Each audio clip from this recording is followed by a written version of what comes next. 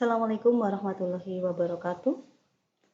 Anak-anak yang berbahagia, alhamdulillah kita berjumpa lagi dalam pembelajaran masih tentang pidato persuasif. Untuk kali ini kita masuk ke langkah-langkah praktik bagaimana berpidato yang baik. Sebelum melangkah ke selanjutnya, kita perhatikan contoh video yang saya ambil dari salah satu siswa di internet.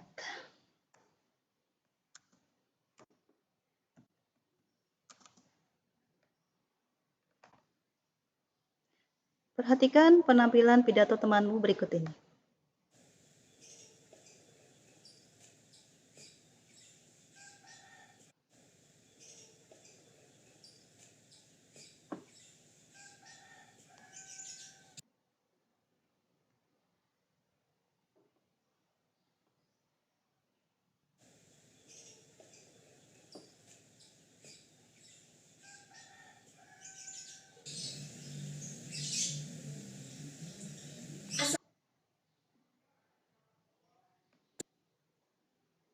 Assalamualaikum warahmatullahi wabarakatuh. Yang terhormat Ibu Siti Baliha SPD selaku Guru Bahasa Indonesia dan teman-temanku yang berbahagia.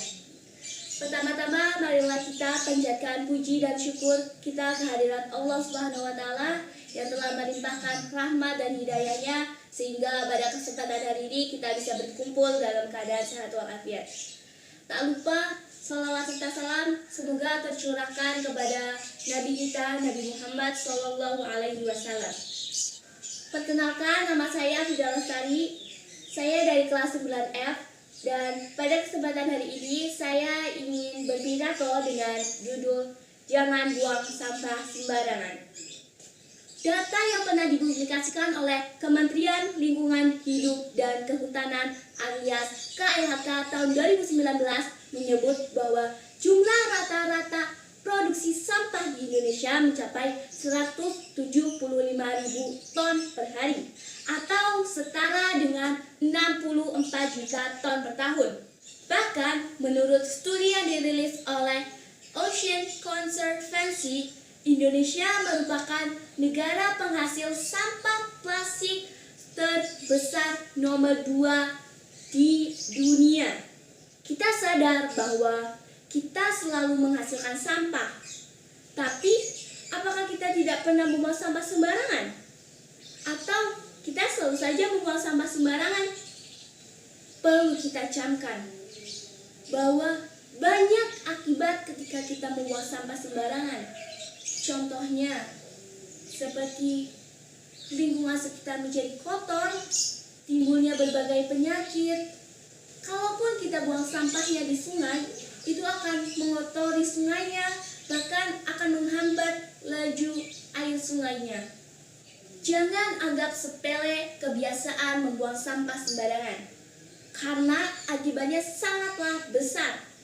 Maka dari itu, saya mengajak kita untuk sadar dan tidak membuang sampah sembarangan. Kalau bukan kita, siapa lagi? Mari kita bersama berusaha untuk mengatasi masalah sampah ini. Mau, sadar, konsisten dapat merubah lingkungan kita menjadi lingkungan yang lebih bersih. Akhir kata dari saya, mohon maaf bila ada kata dan makna yang salah. Saya Afida Lestari, terima kasih. Wassalamualaikum warahmatullahi wabarakatuh. Demikian tadi contoh penampilan pidato. Jadi nanti pada akhirnya kalian mampu membuat video semacam ini, kalian syuting sendiri dan dibuat videonya nanti dikirimkan ke Bu Guru sebagai nilai praktek ujian. Baik, kita lanjutkan bagaimana sih langkah-langkah membuat pidato yang baik? Mari kita lanjutkan bahasan berikut ini. Yang pertama yang harus kita lakukan adalah menentukan tema. Tema adalah ide atau pokok pikiran yang menjiwai seluruh isi teks pidato. Tema itu terlalu luas, sangat luas, misalkan tema lingkungan hidup. Nanti tidak fokus membahasnya dan kita akan tidak mampu.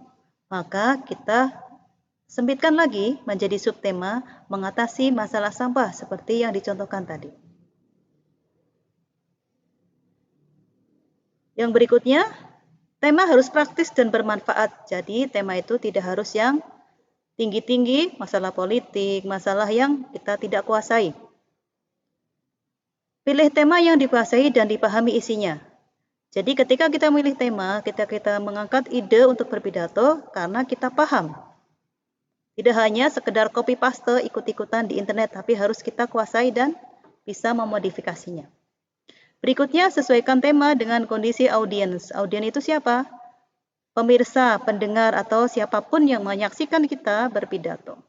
Kalau video, siapa Bu yang menyaksikan? Ya, yang melihat video itu namanya audiens. Berikutnya. Yang kedua, kita harus memahami apa sih tujuan dan audiens yang kita hadapi dalam berpidato. Kita tentukan dulu tujuan pidatonya. Kalau itu bersifat instruktif perintah, berarti kita seolah-olah sebagai komandan atau pejabat. Kalau bersifat argumentatif, itu ilmiah. Misalkan kalian besok kuliah membuat skripsi, misalkan kalian lomba karya tulis ilmiah. Ya. Yang ketiga persuasif, mengajak, mempengaruhi. Nanti target kalian adalah mampu berpidato, persuasif, mengajak orang untuk berbuat baik atau menghindari keburukan. Yang keempat rekreatif. Biasanya pidatonya bersifat lucu, komedi, atau seperti stand-up komedi yang hanya bertujuan, meskipun ada maknanya, tujuan utamanya adalah untuk menghibur. Oh ya, audien itu apa? Audien itu pendengar atau pihak yang menyimak pidato, supaya tidak lupa ya. Baik, kita lanjutkan. Setelah kita membuat tema, setelah kita membuat tujuan, yang ketiga adalah menentukan data bahan pendukung. Data pendukung bertujuan memperkuat argumentasi atau alasan pendukung sehingga audiens tertarik dan mengikuti atau mendukung ide. Tadi setelah kamu simak pidato dari temanmu Elfrida, itu dia mengungkapkan argumen atau data bahwa terdapat 67 juta ton berapa tadi sebagai sampah yang diproduksi orang Indonesia setiap hari. Itu namanya data pendukung. Dicari dari mana? Kalau itu data populer, tentu dari buku, berita, buku, artikel yang faktual, bukan yang hoax. Sedang kalau masalah agama, kita harus mengambil kitab suci, hadis, undang-undang, dan seterusnya. Tergantung kepentingan kita. Yang penting data itu adalah sesuai dengan tema dan mengandung kebenaran atau bukan hoax sama sekali. Jadi kita biasa menggunakan fakta yang bisa dipercaya. Langkah berikutnya, setelah kita mencari data yang sesuai, kita membuat kerangka atau outline naskah pidato. Mengapa sih perlu ada kerangka atau outline?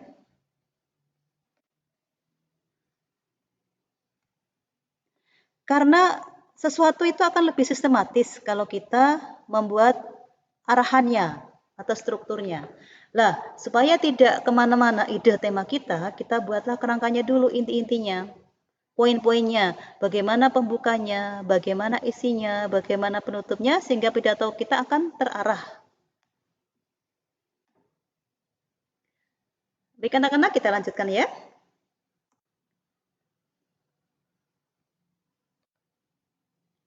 Yang berikutnya adalah setelah kita membuat outline, yaitu outline besarnya adalah pembuka, inti, dan penutup. Mari kita uraikan satu persatu. Pembuka itu ucapan salam. Biasalah, Assalamualaikum warahmatullahi wabarakatuh. Nah, itu salam. Karena kita muslim, kita seragamkan saja salamnya, tidak usah pakai yang bervariasi. Sekaligus saling mendoakan dan berpahala. Karena kita berada di madrasah. Ya.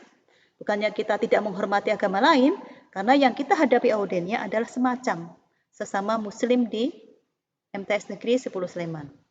Terus yang kedua adalah sapaan. Sapaan itu bersifat hierarkis. Apa itu hierarkis? Pilih dulu yang tinggi yang ada di situ, ke bawah, sehingga yang dihormati adalah yang pertama yang disebutkan. Contohnya kalau di madrasah kita ya adalah yang terhormat Kepala MTS Negeri 10 Sleman. Terhormat artinya hanya satu paling tinggi. Kalau mau nyebut kepala, tidak usah memakai bapak, karena sapaan tidak usah di double sapaan tidak usah. Yang berikutnya yang di bawahnya adalah Bapak Ibu guru dan pegawai. Berikutnya baru teman-teman yang berbahagia atau teman-teman yang saya banggakan juga boleh. Berikutnya adalah ucapan syukur dan terima kasih. Ini masih pembuka. Alhamdulillah, puji syukur kita panjatkan kehadirat Allah Subhanahu wa Ta'ala. Berkat karunia-Nya, kita dapat dipertemukan dalam keadaan sehat walafiat. Salawat dan salam semoga senantiasa tercurah untuk baginda Rasulullah Muhammad Sallallahu Alaihi Wasallam. Kita sudah bisa menemukan pembuka dalam berpidato. Ya, jadi apapun temanya di madrasah kita pembukanya semacam itu. Apakah harus persis itu? Nah, ucapan salam, sapaan seperti itu, variasinya silakan kamu buat asalkan masih baku, jadi masih sesuai dengan tata bahasa kita.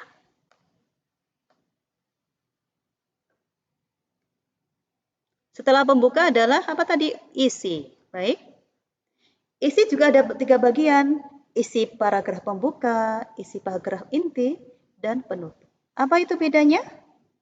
Perhatikan lanjutannya berikut ya. Masih tetap konsentrasi. Paragraf pembuka. Seseorang ketika mengungkapkan sesuatu tidak mungkin langsung to the point. Disapa lagi lah, diawali lagi. Hadirin yang berbahagia, pada kesempatan ini saya akan membawakan pidato dengan judul Jaga Bumi dengan Kelola Sampah. Jaga Bumi dengan Kelola Sampah secara cepat dan tepat. Atau bagaimana? Contoh judul ya. Judul itu singkat dan menarik. Jaga Bumi dengan Kelola Sampah. Jadi usahakan judul itu yang positif, yang ada solusinya. Ya. Itu paragraf pembuka. Berikutnya, bagian isi ada paragraf inti. Kita masukkan data ya, atau definisi atau bagaimana. Sampah merupakan problema lingkungan hidup yang tak kunjung teratasi.